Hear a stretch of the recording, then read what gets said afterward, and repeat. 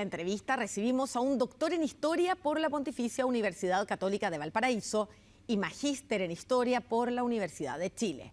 Sus líneas de investigación incluyen la historia cultural, historia económica y en particular la historia del catolicismo, áreas sobre las que ha publicado diversos libros.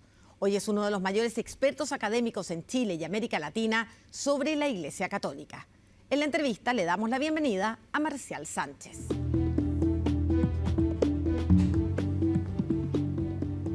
Marcial, muchas gracias por estar conversando con nosotros en la entrevista. No, gracias a ustedes por esta invitación. Estamos a puertas de un cónclave que va a tener que elegir al Papa número 267 de la historia de la Iglesia Católica. ¿En qué pie toma la Iglesia la elección de este Papa? En un pie complejo. La Iglesia Católica, en términos generales, está viviendo un problema interno complejo.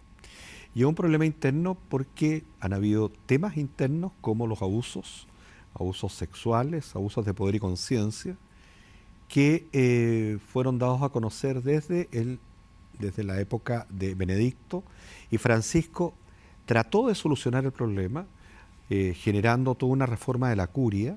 Por ejemplo, mira, en el libro sexto, de acuerdo del Código de Derecho Canónico, él hace un cambio muy interesante en donde dice, por ejemplo, que si hay un abuso sexual cometido por un sacerdote o una religiosa, tiene que colocarse inmediatamente los antecedentes al Vaticano, el obispo, y además de eso, tiene que colocarse los antecedentes a la justicia del lugar donde se produzcan los problemas. Eso no había antes. El problema es el siguiente. El problema es que ese tipo de situaciones que Francisco fue generando en cuanto al cambio o a la reforma de la curia, que comienza la reforma de la curia casi a los días que él había comenzado su mandato, él llama a un grupo de cardenales y les dice, hay que reformar la curia. ¿Qué significa reformar la curia para las personas que no están tan interiorizadas con la administración y organización de la Iglesia? ¿Qué es la curia? La curia es los que mandan el Vaticano, ¿de acuerdo? Hoy día son vicarios, ¿de acuerdo? Ahora, cuando uno dice la curia, el Papa se dio cuenta que había un grueso importante de personas que estaban dentro de la administración vaticana y no hacían nada. Lo dijo él, ¿de acuerdo? Hacía muy poco, la verdad. No trabajaban, tenían cargos y tenían sueldos. Y el Papa se dio cuenta, ¿de acuerdo?, que había que reformarlo. Lo segundo, se dio cuenta que habían algunas reparticiones que a lo mejor podrían juntarse, ¿de acuerdo? Y fue lo que hizo. Ya evangelización y cultura, juntarlas. Y por otro lado también se dio cuenta que no había mujeres. Entonces empezó a nombrar mujeres en algunas reparticiones y vicariato. El problema es el siguiente, Maca, hay que partir un poquitito antes, para que la gente entienda. El Papa Francisco recibe una iglesia muy complicada. Eran tres los elementos que el Papa Francisco se dispuso a generar. Primero, la reforma que estamos conversando ahora. Segundo, el tema de los abusos. Y tercero, el tema del Banco Vaticano. Son tres cosas que tuvo que enfrentar muy delicadas y son los tres elementos además que llevan fundamentalmente dos, el tema del Banco Vaticano y los abusos, que hacen que el Papa anterior renuncie, Benedicto. ¿Cuáles eran los problemas? A ver, el problema de los abusos lo conocemos, sí, y quiero que después lo conversemos porque Chile jugó un rol muy importante en la forma en que el Papa Francisco enfrentó esto. El tema administrativo, ya nos estabas contando cuáles fueron los cambios de manera de achicar un poco el Estado, de hacer más eficiente y más barata, entre comillas, la administración del Vaticano.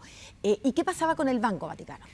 Lo que pasa es que el Banco Vaticano, cuando entra Francisco, o mejor dicho, está Benedicto se da cuenta que en el Banco Vaticano habían fugas de recursos, fugas de dinero. ¿Corrupción? Corrupción. Entonces, él pidió una investigación, Benedicto, y la investigación dice, de acuerdo, que hay corrupción, y lo más complejo, que hay negociaciones con parte de la mafia. Ese tema es súper delicado. Entonces, cuando lo toma Francisco dice hay que hacer una intervención ahora. Y hace una intervención, pero drástica, y cuando digo drástica, tan así que lleva a que hoy día, una de las personas a cargo del banco, y hoy día está preso, ¿bien? Entonces, y se dio cuenta de lo siguiente. Primero, había malversación de fondos por parte de algunos cardenales, había corrupción, ¿de acuerdo?, entrega de recursos pagos de recursos a personas por favores, manejos de dinero con sectores de la mafia, y también yo creo un tema delicado es cuando, por ejemplo, habían informes que decían que se iban a entregar recursos, por ejemplo, a los niños, por poner un ejemplo, a los niños, de acuerdo, que están viviendo un problema X en África, y decía una cantidad de recursos y no salía esa cantidad de recursos, salía menos, o a veces solamente quedaba en el papel. Cuando Francisco se dio cuenta de toda esta corruptela que había dentro, fue muy duro él, una corruptela, dijo que había lobos dentro del Vaticano, en fin, estaba muy enojado él. Él parte con esta reforma. El tema es que no la terminó. Él parte y lo primero que hace con la reforma es la intervención del banco. Lo segundo son los informes de diferentes reparticiones externas. Después de eso, saca al presidente del Banco Vaticano, coloca una mujer, ¿de acuerdo?, a hacerse cargo de esto. Bueno, el tema es que los informes siguieron llegando y la cosa es bastante profunda, tan así que Francisco da cuenta de que el Vaticano está en deudas, ¿ya? El Vaticano habitualmente no está en deudas y tiene deudas, entonces deudas son importantes y ante eso hay que reparar eso. Y para poder reparar eso había que colocar al colegio cardenalicio, ponerse de acuerdo. ¿Por qué? Porque tocaba a todos. Me explico, una persona hoy día llega a los cardenales y salió una noticia que un cardenal se sorprendió que tenía que pagar la cuenta. Exactamente así. Francisco dijo, todos tienen que pagar la cuenta porque no hay plata para esto. Todos tienen que cambiar los autos porque no hay plata para estos autos. No es una cosa de austeridad, es una cosa de problema económico. De eficiencia. De eficiencia económica. ¿Y qué generó esto dentro del Colegio Cardenalicio, dentro del Vaticano? Un poco para entender cuáles son las relaciones entre los cardenales y cuáles podrían ser los factores que incidan en la decisión de cuál es el próximo papa, que es el tema que nos convoca. El tema es el siguiente, que resulta que al tomar estas decisiones, que fueron decisiones drásticas, partiendo por la investigación, él tuvo que empezar a citar a algunos cardenales y algunos cardenales se sintieron menospreciados en cuanto a ser príncipe de la iglesia y que lo estén casi, no sé, tildando con el dedo. ¿Seré yo también el que estará involucrado? ¿Generó divisiones? Absolutamente. Y ahí se produce una división compleja que tiene que ver con el grupo de los conservadores. Y ahí aparecieron personajes, de acuerdo, como Müller, de acuerdo, el alemán, de acuerdo, que sacó la voz y dijo, los problemas se arreglan por dentro y no es necesario que aparezcan en la prensa, no puede ser que hayan fuga de información y no todos estamos involucrados en este tipo de situaciones económicas, Müller. ¿Ya? Entonces, cuando tú te enfrentas a eso, bueno, obviamente que ahí dijo, ¿cómo estamos administrando el Vaticano? Y ahí entra la crítica a la administración del Vaticano. Y una de las grandes críticas del grupo conservador es, hay que administrar el Vaticano hacia adentro con nosotros, no hay que administrar el Vaticano hacia afuera sin nosotros. Y ese es muy complejo. Y hoy día, escuchar a Müller, antes de venir al cónclave, Müller es muy directo, Müller fue salvaje. Y que es uno de los que se nombra como papable, así que podría ser uno de los que llegara. Tú hablas del grupo conservador. Y creo que ahí es donde está puesto el foco. La gran pregunta respecto al cónclave que se inicia el miércoles 7 de mayo es ¿cuál de los grupos dentro del Colegio Cardenalicio es el que va a primar finalmente? ¿El grupo transformador que quiere continuar la tarea que comenzó el Papa Francisco o un grupo conservador que considera que lo que hizo Francisco fue un desvío y que hay que retomar el camino? Tenemos tres grupos muy marcados, Maca. El primer grupo tiene que ver con el que estábamos conversando, que es el grupo conservador, Burke, Müller y otros, que son los que, ¿por qué nombré estos dos? Porque son los que citan a las reuniones, los que juntaban al grupo de personas frente al propio Vaticano, ¿de acuerdo? En la oficina, ¿de acuerdo? Ahí hay un restaurante, ¿de acuerdo? Se juntaban en el segundo piso, en fin.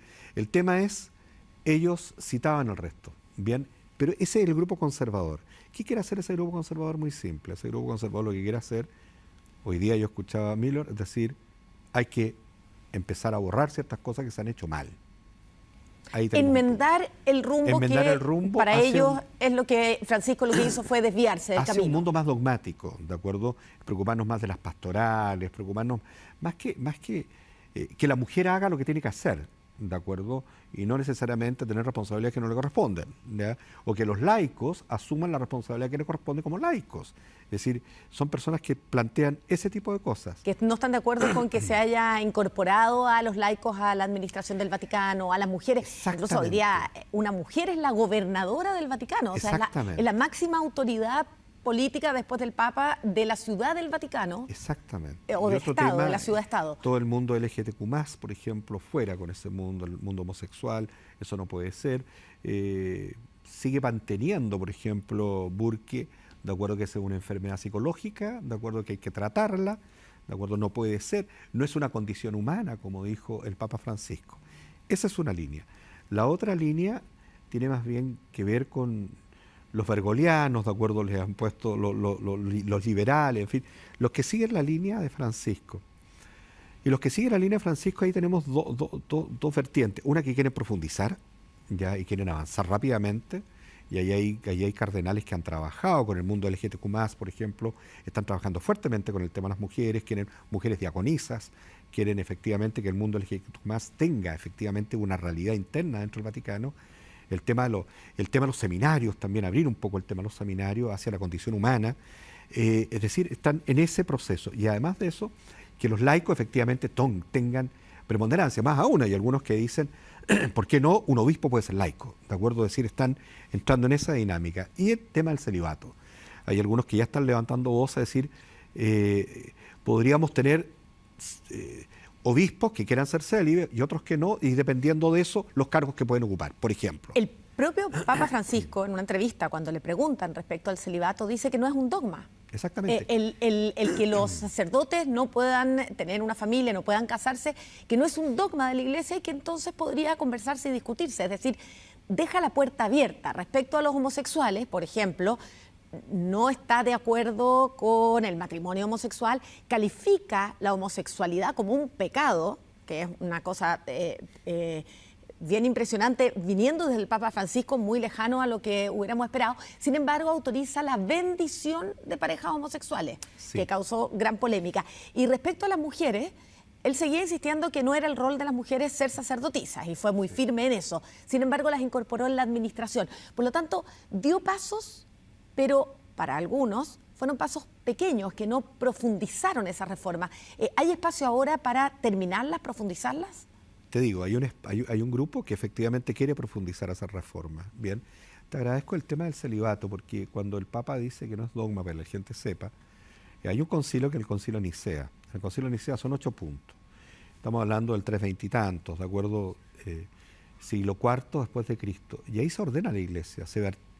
Y dentro del ordenamiento de la Iglesia aparece el celibato. Es decir, antes de eso no había celibato. Hay que conocer, o sea, Pedro estaba casado, ¿de acuerdo? Por lo tanto, y Jesús sabía que estaba casado y lo llama, en fin. El tema del celibato es un tema de la tradición del mundo católico que se mantiene hasta ahora, porque no cristiano. Acuérdate que hay mundos cristianos, dentro de las religiones cristianas, hay religiones cristianas donde las personas se pueden casar, ¿de acuerdo? Y tener efectivamente una relación directa en cuanto a dirigir la Iglesia. En este caso, los católicos han mantenido esa tradición, de acuerdo, del siglo IV hasta ahora. Por eso que el Papa decía que no era una... Y otro tema importante... Que no era dogma y que estaba abierto a discutirlo. Mira, el tema de la mujer, si tú me permites, ¿por qué? Hay una mujer que es María Magdalena, y María Magdalena, el Papa la coloca, en el 2013, la coloca como la apóstol de los apóstoles. Uno dice, ¿por qué? Por una cosa muy simple. En el siglo VI, el Papa del siglo VI, Gregorio I, dice lo siguiente. Dice, María Magdalena es prostituta. Desde ahí nosotros asumimos que María Magdalena era prostituta, pero hay un error. Porque resulta que cuando se hace el estudio, se han hecho los estudios, se confunde. Hay una María, que es la María, ¿de acuerdo? Que le limpia, bueno, se tira de rodillas, la estaban apedreando, ¿de acuerdo? Y después con sus vellos le limpia los pies a Jesús, ¿de acuerdo? Ella era, y la confunden con Magdalena, y no era Magdalena, esta es otra María. Entonces, este Papa del siglo VI genera esto. Tú sabes que en el año 1969 recién se plantea que María Magdalena no corresponde a lo que está pasando, el 69, 1900. Y recién Francisco dice lo que dice. Entonces, ¿qué tiene que ver acá con el rol de la mujer? Entonces, uno dice, chuta, nosotros que nos dedicamos a estos temas de historia de la Iglesia o los teólogos que se dedican a la investigación historiográfica, nos fuimos rápidamente al texto, ¿de acuerdo?, descubierto en el año 30, escrito en el año 30, descubierto en el siglo XIX, que es el Evangelio de María. Entonces, cuando empezamos a leer esto... O sea, podría ser evangelista. No, claro, empezamos a leer esto, nos dimos cuenta que era un gnóstico, y los libros gnósticos fueron descubiertos recién en el año 1945-47, ya hace nada, donde están los textos de Felipe. Entonces, y empieza todo un reestudio. Y ahí el Papa, esto es bien interesante, cuando se le planteó esto al Papa, el Papa dijo, bueno, ustedes están para eso, hay que investigar. Entonces, abrió puertas. Abrió puertas respecto a que este rol de la mujer no hubiera sido secundario en la época de Jesús, sino que ya en esa época pudiera haber existido incluso una apóstol mujer. Pero lógico, mira acá, siempre se habla de 12, eran como 60 o 70, ¿de acuerdo? Los apóstoles. De los cuales yo estoy convencido que en la última cena, pero ese ya es mi parecer, que no se molesten mis colegas, mi parecer, ¿de acuerdo? Que estaba la última cena y habían otras mesas, ¿de acuerdo? De los demás apóstoles que estaban cenando con él. Yo creo que esto ha sido muy entre todos, ¿de acuerdo? Y de haber dado un saludo. Ahora, si María Magdalena estaba en la mesa o no estaba en la mesa, bueno, Da Vinci la puso o no la puso, ese no es tema. El tema es que sí fue un apóstol y sí estuvo con él y sí fue cercana, igual que María su madre, y no solamente ella, sino varias mujeres. Entonces, el rol de la mujer dentro de la Iglesia Católica, teniendo estas dos promujeres, ¿de acuerdo? No puede estar como está. Y ahí está Francisco fuerte, golpeando, tratando que la mujer tome de acuerdo a la categoría que tiene. Y ese de todas maneras, sí, de todas maneras es un tema pendiente en la Iglesia y es uno de los aspectos que ha alejado fieles en el último tiempo por la diferencia que hay en cómo avanza la sociedad civil respecto a derechos de las mujeres, derechos a la comunidad homosexual y lo poco que había avanzado la Iglesia y que en cierta forma algún avance hizo el Papa Francisco. Ya, llevamos los dos grupos, los conservadores por un lado, los bergoglianos por el otro. Y hay uno que le han colocado los diplomáticos, ¿de acuerdo? Bueno, ese grupo es el grupo que concita atención de los otros dos grupos. Bueno, y ahí tenemos a Supi y Parolín, ¿de acuerdo? Que son personas que fueron mandatados, por ejemplo, por Francisco para poder ver el caso de Ucrania con Rusia, ¿de acuerdo? Uno de ellos fue y tuvo que tratar de llegar a ciertos acuerdos. Le fue mal, bueno, la Iglesia Ortodoxa rusa, imagínate, hablar con la Iglesia Ortodoxa rusa ya es complejo para el mundo católico, y ahora con dos iglesias ortodoxas que están representadas en Kiev y en Moscú, distinto, muy difícil, pero ellos concitan atención, ¿por qué? Porque ellos dicen que tú no puedes parar el signo del tiempo, ¿de acuerdo? Y tienes que avanzar en los procesos, pero los procesos que partió Francisco, uno puede avanzar, pero uno tiene que saber cómo avanzar. Ese es el discurso. Es decir, tenemos que ir con calma, porque hay temas que podrían ir más rápido y otros más lento. Por ejemplo, todos están de acuerdo que el Banco Vaticano hay que hacer la reforma. Todos están de acuerdo, por ejemplo, que las mujeres tengan cierta relación o tengan cierta preponderancia en las tomas de decisiones. La pregunta es cuándo, cómo y por qué. Entonces, ahí empieza la discusión. Entonces, ahí es donde aparecen los conciliadores. Ahora, ¿podría alguno de ellos ser papa en las tres líneas? Sí. Y yo soy un convencido que no tiene nada que ver que sean 133, son 135, dos no van, son 133 los votantes. Yo estoy convencido, no es porque no se conozcan que podría durar más el cónclave. Yo creo que si el cónclave pasa el tercer día, pues está complicada la cosa. Entonces, la discusión es compleja. Bueno, vamos a estar muy atentos a ver a cuántos días dura. Los últimos dos han durado 2 días. El que eligió a Joseph Ratzinger. 2 a 3 días siempre. Y claro, y luego el de Bergoglio. De los 133, 110 por ahí fueron nombrados por Francisco, fueron creados. Más del 70%. Sí. Claro, fueron creados, se dice, cuando se crea un cardenal. ¿Qué posibilidades ve de que, por ejemplo, el próximo papa sea de Asia o de África? Se habla mucho de la pérdida de fieles, de pérdida de vocaciones y de que el futuro de la Iglesia Católica estaría en esos continentes. ¿Hay una real posibilidad de que el próximo papa venga de África o de Asia? Sí, una apreciación antes, a lo que tú planteaste. Que tenga más del 70% nombrados por Francisco no implica que sean votos hacia la línea de Francisco. Francisco tenía una mirada de quién tenía que ser cardenal. Y eso lo encuentro muy loable de él y lo enaltece. Él no estuvo, como Juan Pablo II, preocupado de los votos. Pues sí, él estuvo preocupado, Juan Pablo II, de los votos. En este caso no. Francisco decía, primero, tiene que ser una persona idónea, una persona que tenga las capacidades para poder hacerse cargo de un encargo como ser cardenal, que hable idiomas, que tenga un título aparte de teólogo, aparte de eso, y sí que sea idóneo. Lo segundo, que una de las grandes críticas que hizo Francisco con respecto a la idoneidad de los sacerdotes, lo segundo, que sea una persona que sea pastor, es decir, que tenga una ascendencia en su diócesis, que lo quieran, que lo sigan, que lo escuchen. Lo tercero, y creo que lo más importante, donde dicen que Francisco leía las carpetas de todos ellos, lo cual no es que debe haber sido así, fue así. Él tomaba las carpetas y miraba quiénes eran los posibles, la transparencia y el tema ético-moral. La Iglesia está viendo problemas internos fuertes y no podía estar salpicado por nada. Por un lado estaban saliendo cardenales y tenían que estar cardenales que tuvieran estas características. Y ahí, bueno, Francisco encontró cardenales con todas las tendencias. Entonces tú no podías decir, no, no media tendencia, para afuera.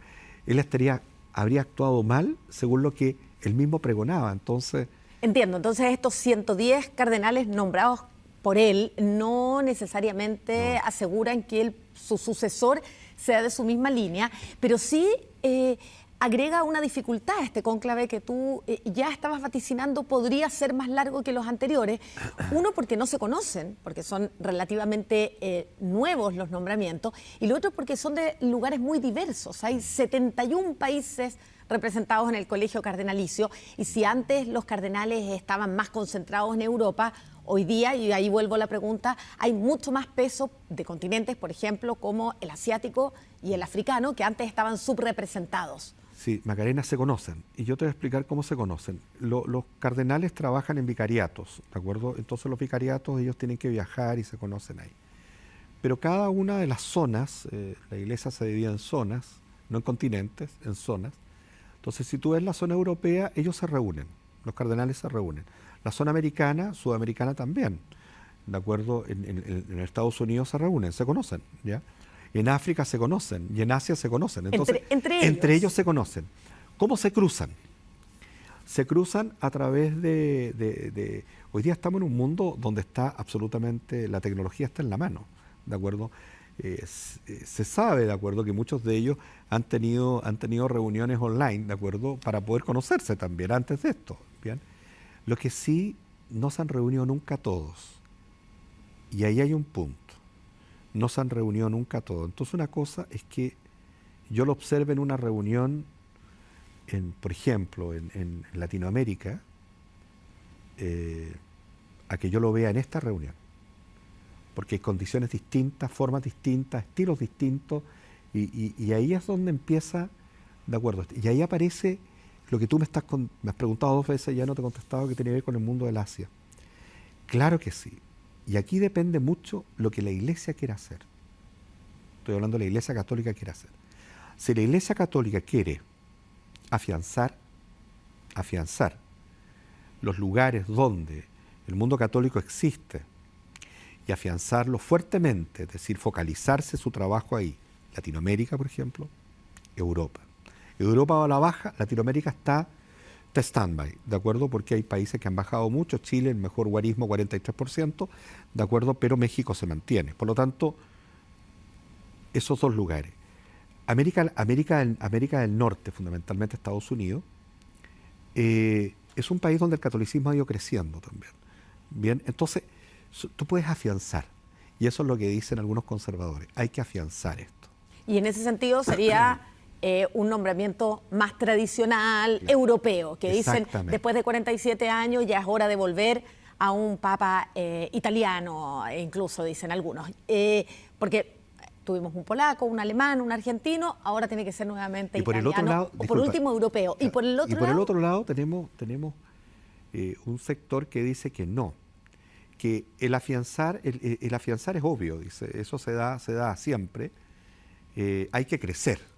¿Y dónde vamos a crecer? Tenemos que crecer en África y tenemos que crecer en Asia. Entonces, que son continentes a trabajar. Y ahí es donde te vas al África, pero África tiene una muralla grande con el mundo musulmán, donde están golpeándose las puertas. Y ahí tenemos, por ejemplo, porque uno dice, ¿por qué el cardenal de Ghana es tan conservador? Por una cosa muy simple, ¿de acuerdo? Porque ha estado chocándole el mundo musulmán permanentemente, y es un hombre, además, que le costó mucho, te cuento, en la época de los 80. estamos hablando del cardenal Sará, El cardenal Sará, que es uno de los papables. en la época de los 90. Sí, porque ya estamos terminando la entrevista, así que para que alcancemos a hablar.